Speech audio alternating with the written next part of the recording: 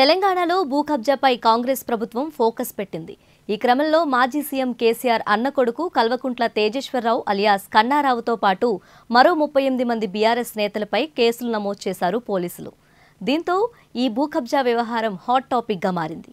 రంగారెడ్డి జిల్లా Adibatla police station పరిధిలో 2 ఎకరాల భూమిని కబ్జా చేసేందుకు కన్నారావు అతడి గ్యాంగ్ ప్రయత్నించినట్టు బాధితులు పోలీసులను ఆశ్రయించారు. ఈ అంశంపై ఓఎస్ఆర్ ప్రాజెక్ట్ డైరెక్టర్ శ్రీనివాస్ ఫిర్యాదు మేరకు సైబరాబాద్ పోలీసులు కేసు నమోదు చేశారు.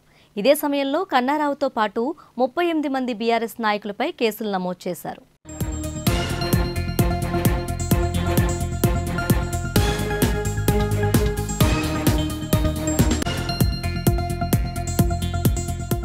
వివరాల్లోకి వెళితే రంగారెడ్డి జిల్లా ఆదిబట్ల పోలీస్ స్టేషన్ పరిధిలో 2 ఎకరాల భూమిపై కన్నారావు అతడి గ్యాంగ్ కన్నేసి కబ్జా చేసేందుకు ప్రయత్నించారని ఆ భూమి యజమానులు పోలీసులను ఆశ్రయించారు.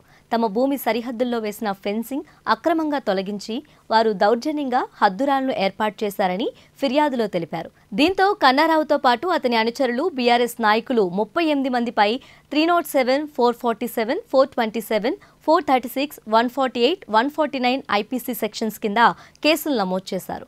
38 మందిలో 3 పోలీసులు రిమాండ్లోకి తీసుకోగా మరో 35 మంది పరారులో ఉన్నట్టు తెలిపారు. కాగా కేసు దర్యాప్తు చేస్తున్న క్రమంలో కన్నారావు బెంగళూరులో ఉన్నట్టు పోలీసులు గుర్తించారు.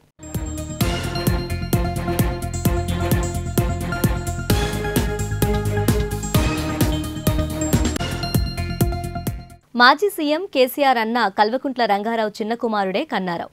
ఈయన అన్న కల్వకుంట్ల వంశీధర్రావు మహారాష్ట్ర బీఆర్ఎస్ ఇన్ఛార్జిగా అసెంబ్లీ ఎన్నికల సమయంలో కేసీఆర్ నియమించారు.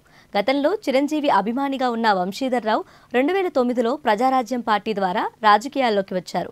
అనంతరం చాలా కాలం రాజకీయాలకు దూరంగా ఉన్నారు. మళ్లీ తన రాజకీయ భవిష్యత్తు కోసం బాబాయిని ఆశ్రయించారు. కల్వకుంట్ల రంగారావుకు 2 కుమారులు, 1 కూతురు ఉన్నారు. కూతురు రమ్యారావు కాంగ్రెస్ పార్టీలో కొనసాగుతున్నట్లు తెలుస్తుంది.